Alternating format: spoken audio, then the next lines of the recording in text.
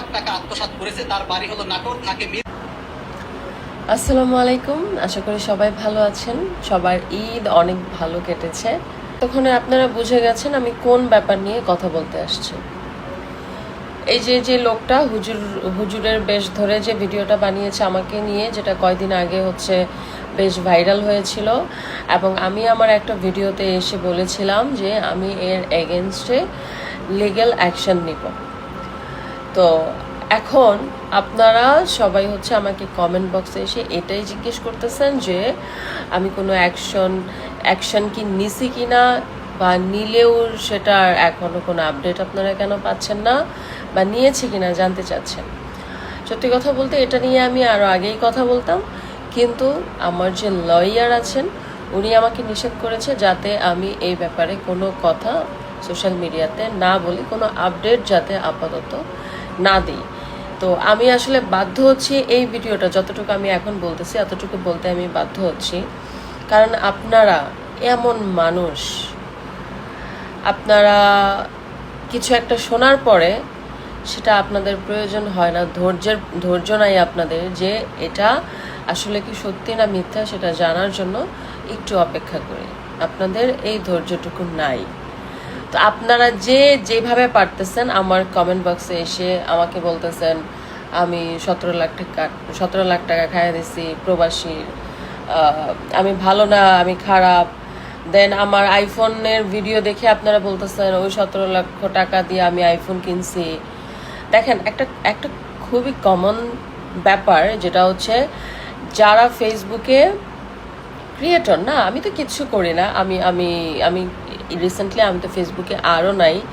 তো এতদিন আমি যখন ফেসবুকে রেগুলার ছিলাম, এবং যারা ফেসবুকে কন্টেন্ট ক্রিয়েটর এটা সবাই জানে, ওরা ঘুমায় মাসে লাখ লাখ টাকা ইনকাম করে। আমিও যেহেতু ফেসবুকে আছি, সো একটা আইফোন কেনার এবিলিটি আমার অবশ্যই আছে। আমার আরেকজনের টাকা মেরে দিয়ে আইফোন কিনতে হবে না। আর এই যে কথাগুলি বলতেছি এগুলি অপ্রয়োজনীয় কথা, এটা আমার বলার প্রয়োজনই ছিল না, শুধু আপনাদেরকে বোঝানোর স্বার্থে বললাম। আপনারা তো ফেসবুক চালান খালি মানুষের আইসা উল্টাপাল্টা কমেন্ট করার জন্য। আমি সবার কথা বলতেছি না, কিছু মানুষের কথা বলতেছি যারা এগুলি করে।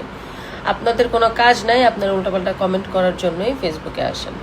তাদের উদ্দেশ্যে বললাম, যারা ফেসবুকে যাদের এত ফলোয়ার আছে, যারা ভিডিও বানায়, ওদের এরকম আইফোন কিনা ওদের পক্ষে কোনো ব্যাপার না। তো আমি এতটুকু বলতে চাই, যারা আমাকে এসব লিখতেছেন এখন আমার কমেন্ট বক্সে আইসা আইফোন আর প্রবাসীর টাকা মাইরা এই করছে, প্রবাসীর টাকা মাইরা ওই করছে, আসলে এই হুজুরটা কত বড় বাটপার এটা আমি খুব সোন সবার সামনে নিয়ে আসবো। আর আমি আর কোনো আপডেট দিলাম না, কারণ আমার নিষেধ আছে, আমার লয়ার আমাকে নিষেধ করেছে এই ব্যাপারে কোনো কথা না বলতে। আমি আপনাদের কাছে একটাই রিকোয়েস্ট করব যে অন্তত এতটুকু ধৈর্য আপনারা ধরেন প্লিজ।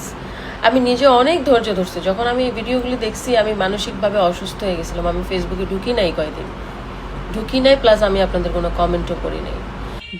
আমি এটা ভাবি যে যখন আপনারা কিছুদিন পরে এটা জানতে পারবেন যে আমি আমার জায়গায় ঠিক ছিলাম, আমি রাইট ছিলাম, এবং আপনারা আমাকে এতদিন ধরে এখন পর্যন্ত যত মিথ্যা ব্লেম করতেছেন, যত ব্লেম করতেছেন এগুলি যে সব মিথ্যা, যত কথা বলতেছেন আপনারা না জেনে না বুঝে সেগুলি যে মিথ্যা, এটা জানার পরে আপনাদেরকে একটু লজ্জা করবে না?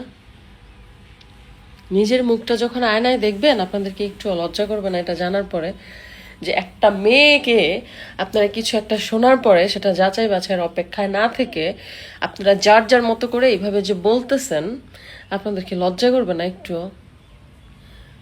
যাই হোক, আমি সেই দিনের অপেক্ষায় আছি যারা আমাকে ভালোবাসেন, যারা আমাকে বিলিভ করেন। আমি প্রমিস করতেছি আমি আপনাদের বিশ্বাস বৃথা যাইতে দিব না, এবং আমি বলবো আপনারা আমার পাশে আরেকটু থাকেন, আরেকটু ধৈর্য ধরেন। আমি এরকম কিছু করি নাই, সেটা আমি প্রুফ করে দেবো ইনশাল্লাহ।